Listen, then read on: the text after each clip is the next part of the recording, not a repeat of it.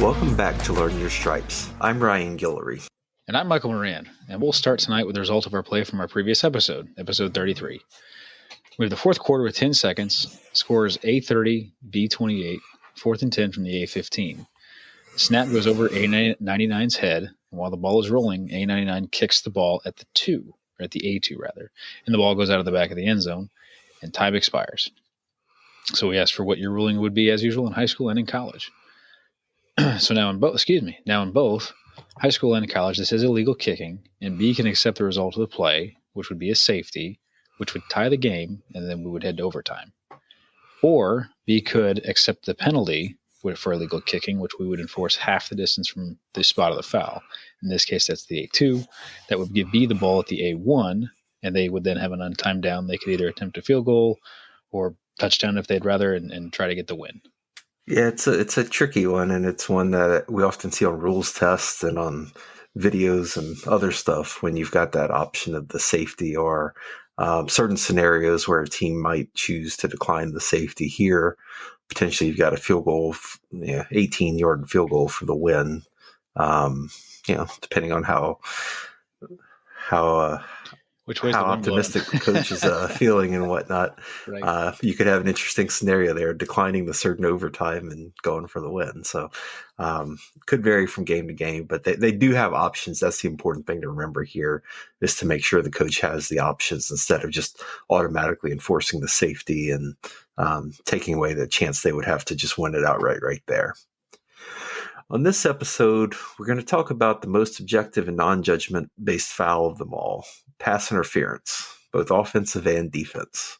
Obviously, I'm being a bit sarcastic there. The high school pass interference rules can be found in Rule 7-5. 7-5-10 tells us that it's forward pass interference if any A or B player beyond the neutral zone interferes with an eligible opponent's opportunity to move toward, catch, or bat the pass. I think the important thing to remember there, both for high school and college, is that this has to take place beyond the neutral zone. Yeah. I know you and I had a college game last year where a receiver got blown up in the backfield. And I was on the sideline of the offensive team, standing by their 5 or 6 backup quarterbacks. And then one of them said, "Oh, I think it has to be past the line of scrimmage." And I kind of turned to him after and said, "Yep." And because the others were name, he could be on our crew next year. Sign him up. So that's 7-5-10. 7-5-7, pass interference restrictions only apply beyond the neutral zone and only if the legal forward pass, untouched by B in or behind the neutral zone, crosses the neutral zone.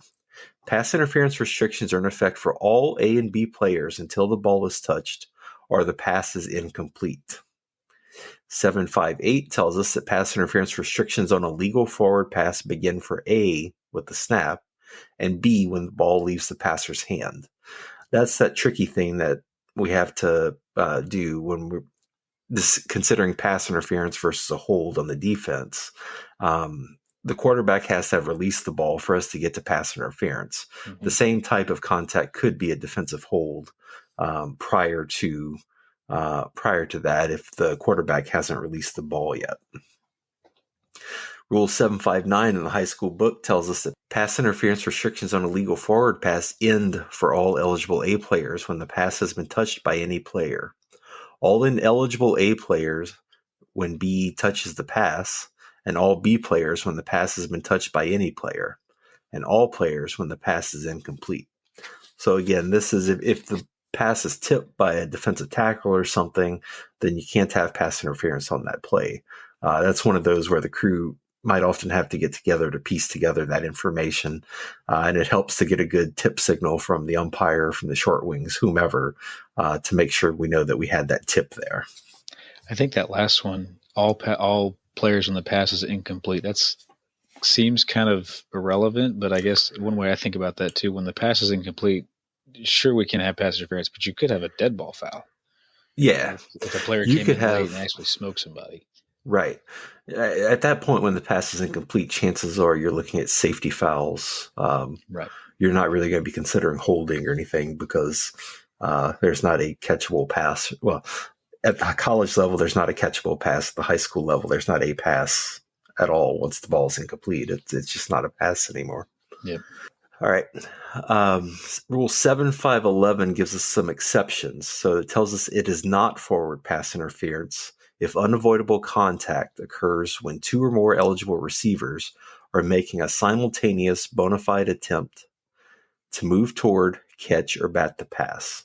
So this is what we often think of, and you'll hear on TV or from whomever, the defensive back is playing the ball, right? If you've got two players making a genuine play on the ball, there can be contact that's not pass interference. It's also not forward pass interference if the contact by the A player is immediately made on a B lineman and the contact does not continue beyond the expanded neutral zone. So what that's essentially saying is, a tight end can block a defensive end and you could have a forward pass as long as they remain within the expanded neutral zone, doesn't take them downfield, then we're not going to have OPI on that. It's also not forward pass interference if the contact by B is obviously away from the direction of the pass. So, let's say we've got a deep pass down the right sideline and over close to the left sideline, you've got a defensive back that's holding once the ball's been released. Well, we're not going to call DPI on that. It's the same idea that we want it to have some impact on the play, the two-step process, just like with a hold. All right, I saw a hold. Where's the ball? Is there some advantage gained from this process? Whether it's OPI or DPI in high school, the penalty is 15 yards from the previous spot. There's no automatic first down at the high school level. That's one of those fouls, I think, that when we call it, if you've had a hold or something, so you're starting at 1st and 20 and then you've got a DPI, you enforce it. Saying 1st and 20 is probably not a good idea. So let's say it was 3rd and 20, right? 3rd and 20, we've got DPI, 15-yard foul. We enforce it, it's 3rd and 5. And you will get coaches and you'll get lots and lots and lots of fans who are making sure that we know that we're wrong because pass interference, automatic first down. And that is true on Saturdays and Sundays. It's not true on Friday nights. High school, it is merely 15 yards from the previous spot, whether it's OPI or DPI. That's high school. That's pass interference at the high school level. College gives us some options on the penalties and what we're looking at there. So to discuss the college rules, we're going to turn to Michael. College rules were in 738 and 739, and it's titled Illegal Contact and Pass Interference. In Article 8, very similar to high school. Again, we're talking about illegal forward pass crossing the neutral zone. So starting with Article 8, during a down in which a legal forward pass crosses the neutral zone, illegal contact by Team A and Team B is prohibited from the time the ball is snapped until it's touched by any player or official. It's slightly different than the high school rule because we're from the snap as opposed to that ball being released like we talked about earlier. Offensive pass interference is contact by a Team A player beyond the neutral zone that interferes with the Team B player. And kind of like we alluded to earlier, both players have the right to the ball. They both have equal rights to the ball as long as they're playing the ball. So offensive pass interference beyond the neutral zone that interferes with the Team B player during a legal forward pass in which the forward pass crosses the zone. It's the responsibility of the offensive player to avoid the opponents. Now, it's not offensive pass interference if after the snap a teammate ineligible player immediately charges and contacts an opponent not more than 1 yard beyond the neutral zone and maintains that contact for no more than 3 yards. And 2, when we have 2 or more eligible players making a simultaneous bona fide attempt to reach, catch, or bat the pass. And again, both players of either team have equal rights to the ball. When the pass is in flight and 2 or more eligible players are in the area where they might receive or intercept a pass, and an offensive player in that area impedes an opponent and the pass is not catchable. Again, that's a slight difference that we have in the college level, the idea of a not catchable pass. And you'll hear that a lot from coaches or fans if a pass is thrown relatively high, but with today's athletes, and Ryan and I have seen some pretty stellar athletes even at our level that really that pass needs to be on the track or in the first row because you want to give that player every opportunity to catch that ball. Yeah, I think obviously that's one of the big distinctions between high school and college, and that's another one that you'll hear at the high school level from coaches or fans. And it's just catchability is not an issue in the rule for high school.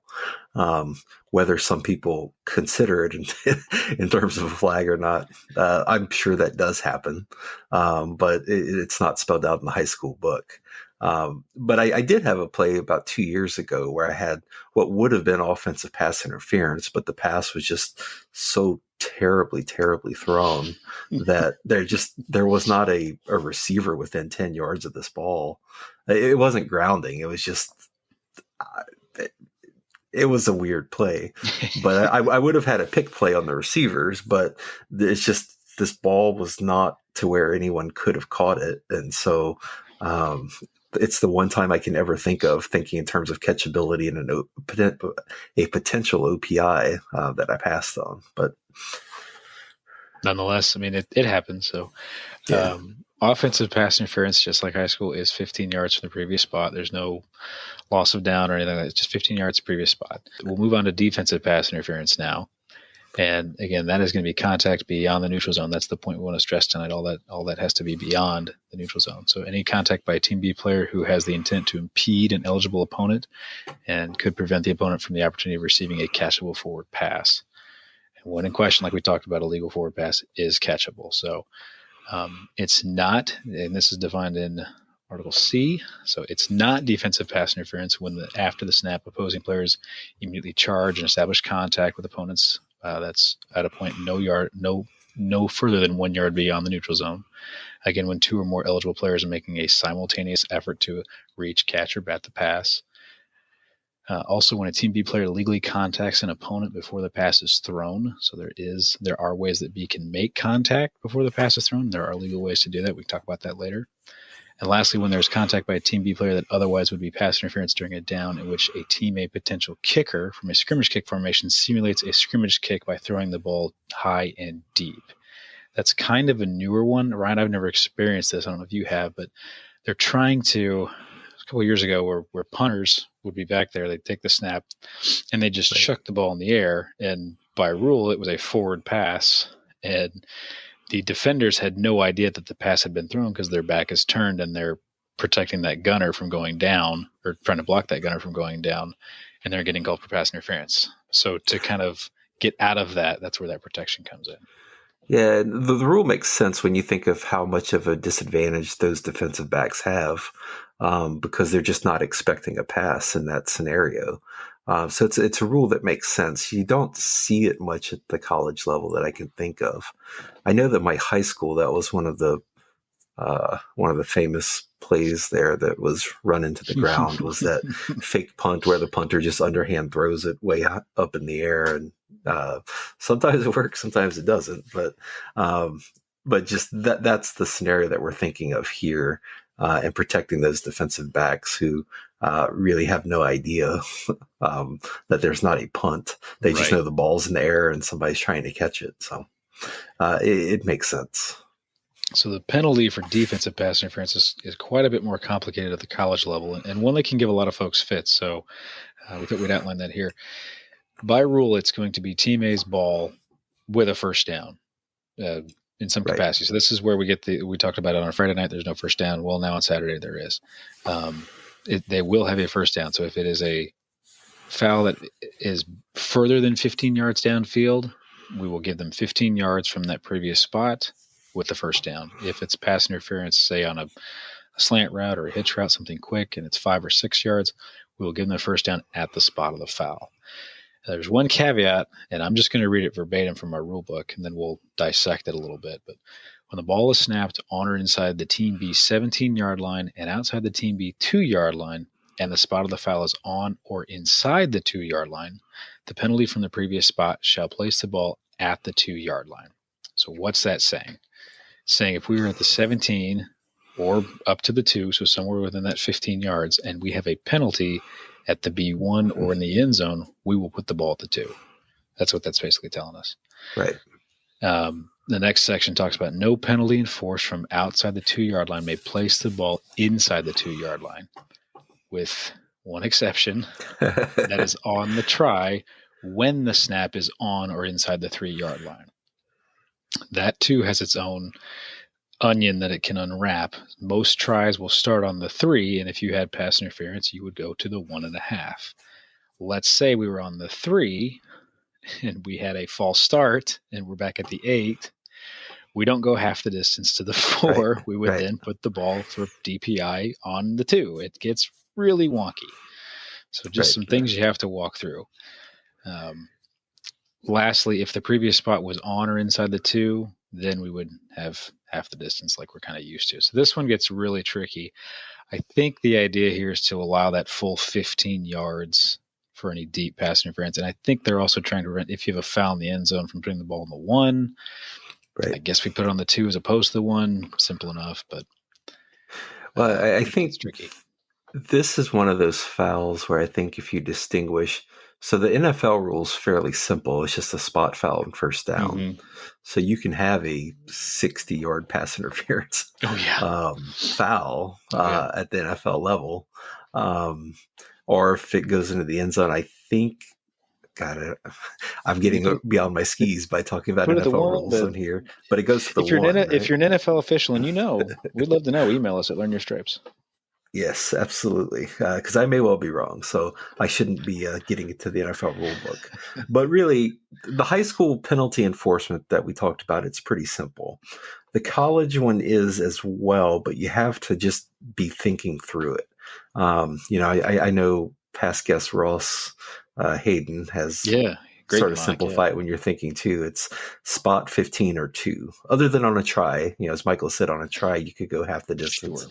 But you're going to have 3 options. It's going to go to the spot of the foul if it occurs less than 15 yards downfield. If it's more than 15 yards or 15 or more yards, it's going to be a 15-yard foul. Or that scenario where it's snapped between the 17 and the 2. The interference takes place between the 2 and the end zone to the 2. Then you're going to place it at the 2. So those are your 3 options.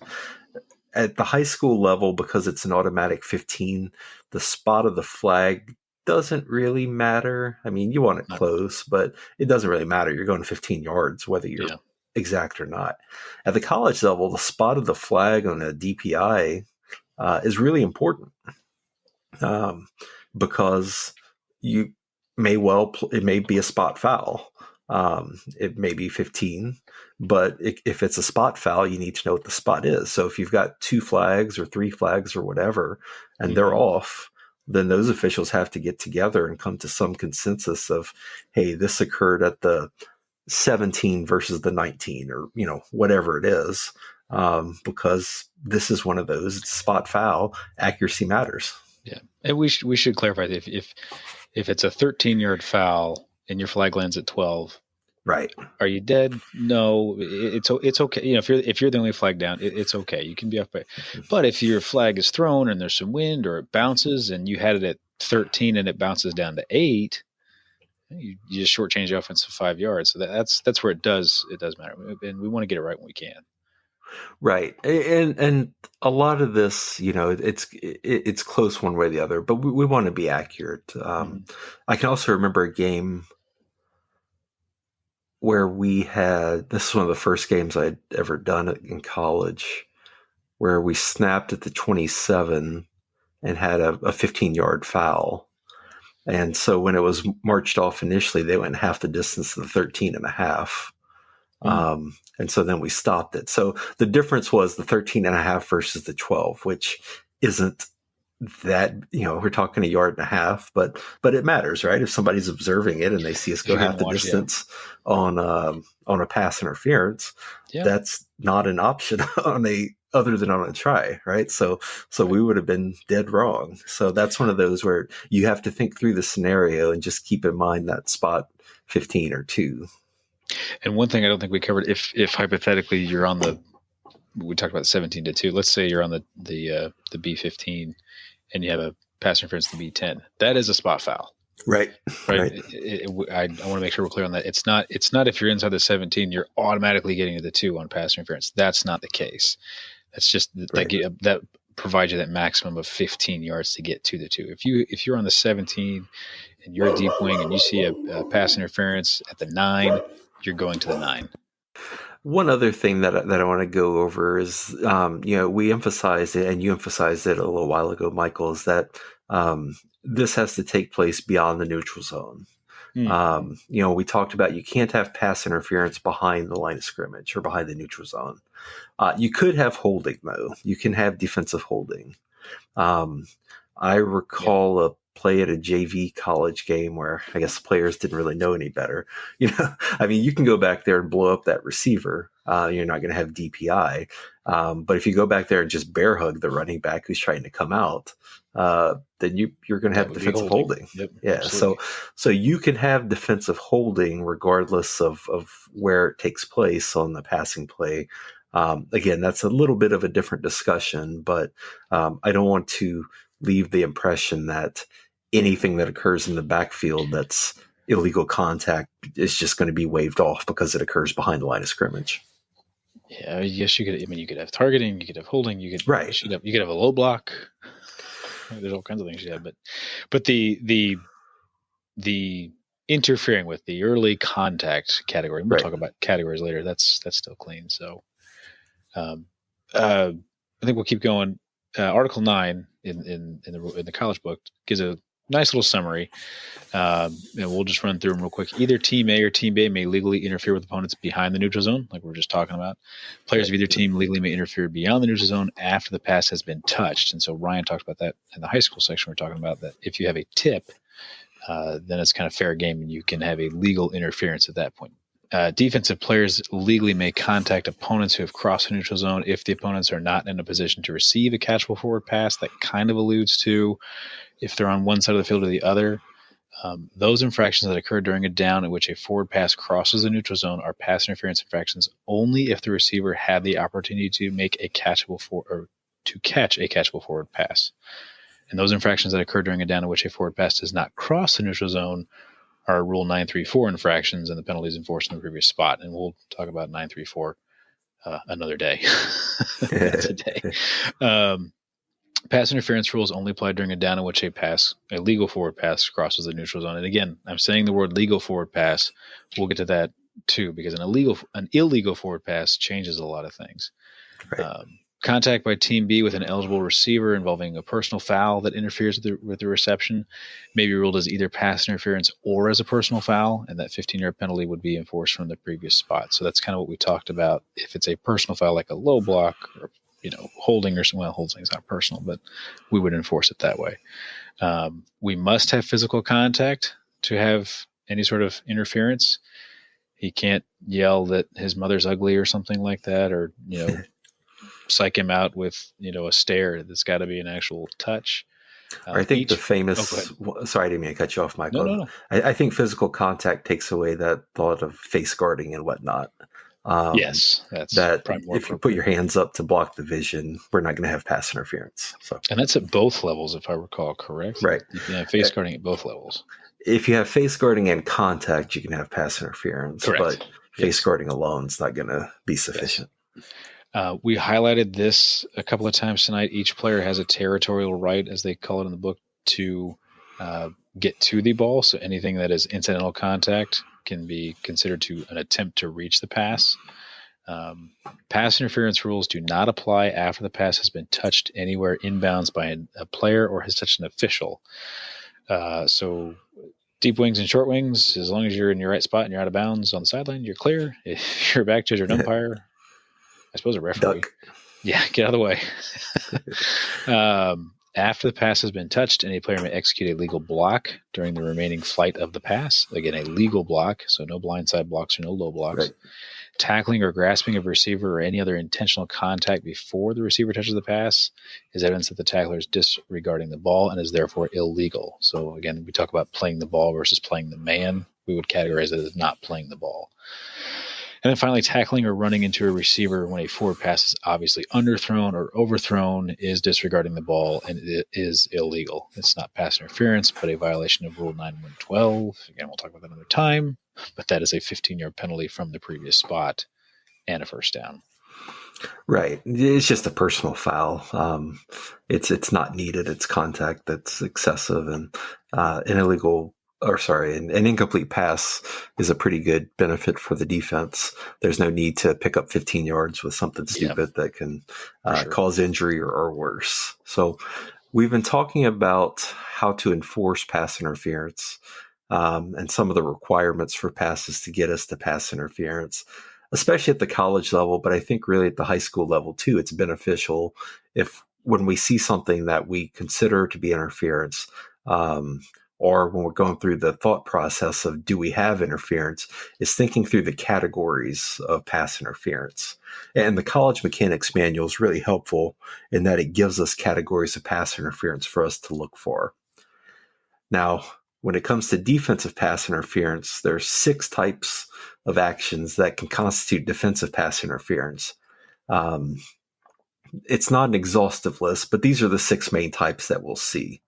And these are important to keep in mind because often when you're doing a game report or something, you're going to have to put a category on what was the pass interference that you called. So the 6 categories include early contact by a defender who is not playing the ball.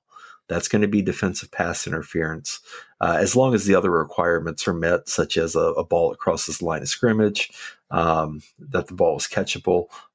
At the college level, all of those requirements that we've already talked about. So early contact by a defender not playing the ball. If that defender is playing the ball and is making a bona fide attempt on the ball, then we're not going to have pass interference. Our second category for us to think through and look for is playing through the back of the receiver in an attempt to make a play on the ball. Again, you can make a bona fide play on the ball, but you can't just play through the back and blow up the receiver from behind to try to make a play on the ball. The others, there's a lot of overlap. Grab and restrict is probably one of the most common that we'll see. That's where you're grabbing or restricting a receiver's arms or their body in a manner that restricts their opportunity to catch a pass. Probably one of the most common ones you'll see is holding one of the arms down, that type of thing, or just hugging them and preventing them from going any jersey further. Pull, right? Break another route and grab the side of the jersey. Yeah, a jersey pull that takes away the feet, those types of things. You can have an arm extended across the body. So that's that classic category of an arm bar that restricts that receiver's ability to catch a pass, whether or not the defender is looking for the ball, right? So even if the defender is looking back and potentially making a play, that arm bar that prevents the offensive player from doing the same is going to be pass interference. Mm-hmm. There's also the classic cutoff or riding the receiver out of the path of the ball by making contact without playing the ball. And I know, Michael, we had a high school sectional game a couple years ago where I think there were 4 or 5 straight defensive pass interference calls because a defensive back just kept getting in front of the receiver and stopping. I remember that. It was just... and I were going back and forth. I think we hit 4 out of these 6 categories. Yeah. And it was a classic cutoff. You can't just stop their route without making some play on the ball. And similar to the grab and restrict is the hook and restrict, where you're hooking and restricting the receiver to try to get the ball that causes the receiver's body to turn prior to the ball arriving. And I think you'll see that most often. You usually see an arm often around the waist or close to the waist, mm-hmm. and that receiver has sort of an unnatural turn or a turn away from the ball, that it's not something that a receiver trying to catch the ball would be doing, right? So it's something that the defender forces that's restricting their ability to catch the ball. So those are categories of defensive pass interference. We've got some of offensive pass interference as well that Michael's going to cover. And I'll add on the defensive pass interference too. I probably call that one slightly more because again, usually the offense knows where they want to go. I kind of had the mistake when I was going to scrimmages early on of like, oh, I need to be evenly calling, my categories. And no, I don't know why I would always look for the certain categories. I will just tell you through my personal experience, early contact, grab and restrict. Like those are the ones you're going to look. When something looks off, that's why we have these tools. Like, wow, he didn't grab him, but boy, he got there early. Oh, he played through his back. He wasn't playing the ball. That's where these categories can help you. But most often it's a grab and restrict with or early contact. So with that, we'll go to pass interference on the offensive side. Classic case is initiating contact with a defender, like a push off and just creating that separation. That's where we're looking for arms to be extended, and the defender has established a position and they're dislodged from that position. That's kind of the classic one. A secondary would be driving through a defender who has an established position. So maybe the ball's underthrown or misthrown, and the defender's in place to have an interception. The offensive player can't come pushing through that defender. They can come back to the ball, but they can't push through the defender. So kind of like playing through the back on the offensive side. Other one that's probably fairly common is blocking downfield. This would happen with, if there's trips or something like that, and one guy's trying to clear some. Well, that'd be a pick play. We'll get to that in a second. Blocking downfield would be more like Ryan talked about earlier. Tight end goes downfield too far. Or I guess you could have a lineman go downfield too far, or anything along those lines. Lastly, now we'll get to pick plays. Very common close to the end zone, or if we've got short yards to gain. So 3rd and short, 4th and short, you might see trips come out. Most commonly, you'll see kind of the inside receivers try to clear out space, and somebody will go underneath those blocks there. Watch out for those. So, but a couple of notes I want to add on here when it's not offensive pass interference. So offensive pass interference for blocking downfield is not called if a passer is legally grounding the ball out of bounds near or beyond the sideline. So if you have somebody blocking downfield, and you can kind of get a wide vision if you're a back judge or a deep wing, you see that initial block, you see the ball thrown away, hold on to your flag. That's not a foul. Right. You may want to confirm that the ball went out of bounds. Near the sideline, my opinion, Ryan, I don't know, a foot or two. I mean, I wouldn't call the numbers near the sideline, but within a decent bounce, maybe. Yeah. I would call it a yard. It's always going to be a judgment call, but just get it close, and then we're just going to play. Because if you think about why we're not calling OPI here, is that the legal grounding is a benefit to the defense. Having an incomplete pass gets you to the next down, so you're closer to getting off the field. So it's kind of like a stalemate, right? You're not going to get the sack, but the quarterback has decided, you know what, this play's over. We're just going to give up. So couple other ones. Offensive pass interference is not called on a screen pass when the ball is overthrown behind line of scrimmage and lands beyond the line of scrimmage and linemen are blocking downfield. So very similar. Now, I suppose there is a note if the blocking prevents a lineman from catching the ball or a defensive player from catching the ball, then you could have offensive pass interference. But normally it's thrown over so far, nobody has a clue normally, but stranger things have happened. And lastly, on a pick play like we just talked about, we won't have offensive pass interference if the defensive player is blocking the offensive player when that pick occurs. And the offensive player doesn't try to make any separation. So if the defensive player is in press coverage and gets up there and initiates that block and kind of holds that offensive player, and they're just kind of jockeying, then it's just kind of a chicken fight at that point, and there's no foul there. Yeah, if you're considering OPI for a possible pick play, you have to know who initiated the contact. If the defender initiates the contact, you're not going to have OPI. But if it's that offensive player, and the really good offensive players running, doing these pick plays or the rub routes are the ones who get in their way but don't make contact. Yes. And such that it's the defender initiating the contact. So you're not going to have OPI on that. But in general, I think the two that you're going to see most often are push-offs when you're trying to make the catch, and then pick plays. But again, on picks, you have to know who's initiating the contact there. And just one more thing I wanted to say, Michael brought it up. We had a play in a game last year where we had an offensive lineman blocking downfield on a forward pass. And so I had a flag for an ineligible downfield. And then the pass was way to the opposite sideline, 30-something yards downfield. And so, I reported ineligible downfield. I didn't think anything of it until after the game. I think it was our referee who asked me, "Did you consider OPI?" And I thought about it. I said no. And then I spoke to our supervisor, and he said, think of dividing the field in thirds and all of that. You could potentially have OPI on that lineman if it's in the area of the pass. But on this play, I've got a lineman in the middle of the field. blocking 6 or 7 yards downfield, and then I've got to pass 30 yards downfield to the opposite sideline, such that this block in the middle of the field has no impact on that pass.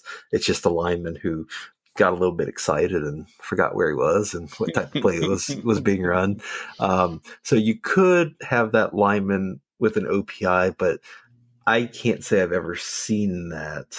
When it's typically going to be a receiver or a tight end or something along those lines, maybe a running back, but that offensive guard who just gets a little bit anxious and is really just driving that defensive tackle downfield. Typically, it's not going to be OPI. I'm not going to tell you ever, but it's a lot to think about with the RPO offenses too, right? I mean, there's quarterbacks are so much more mobile now. There's often, wing backs that we have that are either in motion or they're, kind of just outside the tackle box. There's so much going on now. Every play has 2 or 3 different options they can run. So it's good to always be thinking about, okay, where is this potential foul occurring in relation to where the play is going? Right. So, yeah, because if you're going to go from an ineligible downfield, a 5-yard penalty to a 15-yard OPI, it better have some impact on the play. Yeah, that's a 2-step process. Right. That 15-yard penalty, it's a severe penalty for a reason, and make sure they earn it if you're going to call that one. Yes, so absolutely. That's an overview of DPI and OPI. One thing that I wanted to mention, and we can both talk through this a little bit. I think pass interference is probably there's been a few other plays this year, but it's probably the one you see on like social media or on news the most of they missed this pass interference or this was a bad call or this should have been called. So it's probably about the most discussed foul, either for being called or not, of anything that football officials do. So you'll see, from on Twitter, X or whatever, Facebook, you'll have a still photo of some sort of action. Yes. And people know from that still photo that it either was or wasn't pass interference. So it was either a great call or a terrible call, and they definitely hate your team. We've talked about social media in the past, and as I've said, I don't post or comment on officiating. It's just not a good idea. You'll never know a game that I've worked from social media. I won't mention it. I don't comment on other officials' calls or non-calls because I don't know what they're seeing, what the angles are. I don't know what their supervisor's telling them. I don't know what the points of emphasis are. And as I think I explained 20 minutes ago, I don't know the NFL rules well enough to have any sort of comment if I'm watching at that level. But I think pass interference, I opened this episode by making a joke about it being an objective, non-judgmental call. It's about the most subjective call, I guess, along with holding in general, but pass interference it's often, to use a non-officiating term, it's often a bang-bang situation, and you have to make a decision very fast, but you're seeing a full picture. So when you see a still photo on social media, it's just not enough information to have any idea as to what happened there. But even if you have more than that, it's just not a good idea to comment as to other officials' calls or lack thereof. Stay off of social media when it comes to officiating. There's a few good sources that are educational, talk about rules, not something too dissimilar from what we're doing here. Right. Follow us on X. Yeah. So, all of that stuff. But, that's beneficial. But evaluating another official's call when you're not in that spot, I think that's a bad thing to do. It's a mistake. We always talk, you never know who's watching you on the field. You never know who's watching you on social media. Yes. That stuff goes out there.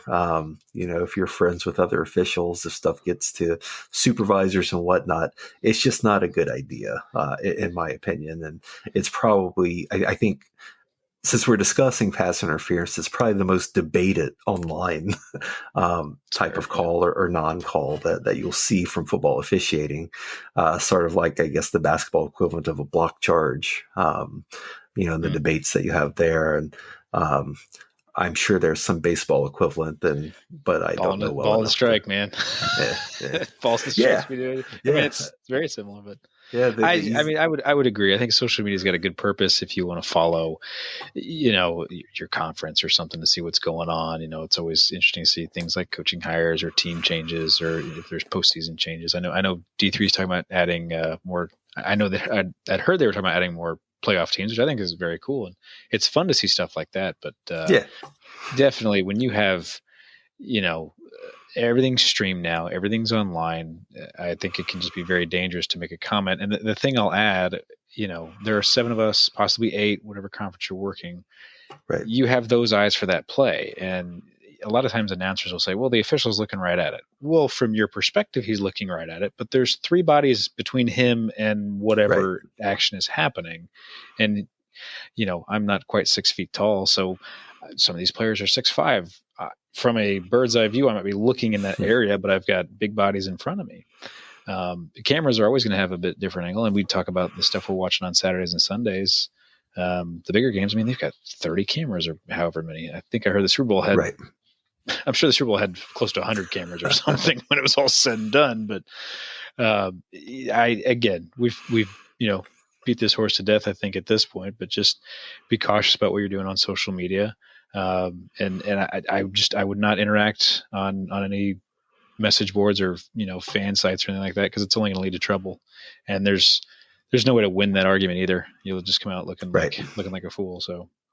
Yeah, there's not much benefit. The one thing I'll say is that if you see a play where you have some question of should something have been called or not, I think rules meetings and that type of thing among fellow officials, those are useful to bring up only because, number one, you may not be thinking through something that was considered on the field.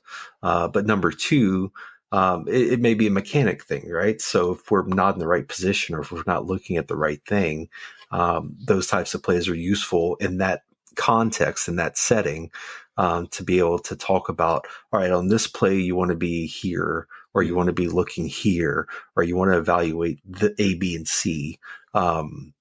That's the setting to have that debate, Facebook and Twitter or X or not. Far better to have that discussion with 10 to 12 officials than the whole internet. Correct.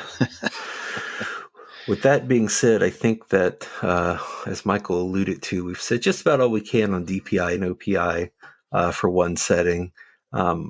Again, I think it's these are very important rules to consider and to evaluate, and to think through all the elements that are required, the categories that we're thinking through. And I think the off season, these are the types of things to be working on, right? To be able to think through, to have OPI or DPI, they have to do A, B, and C. And these are the categories. These are the exceptions.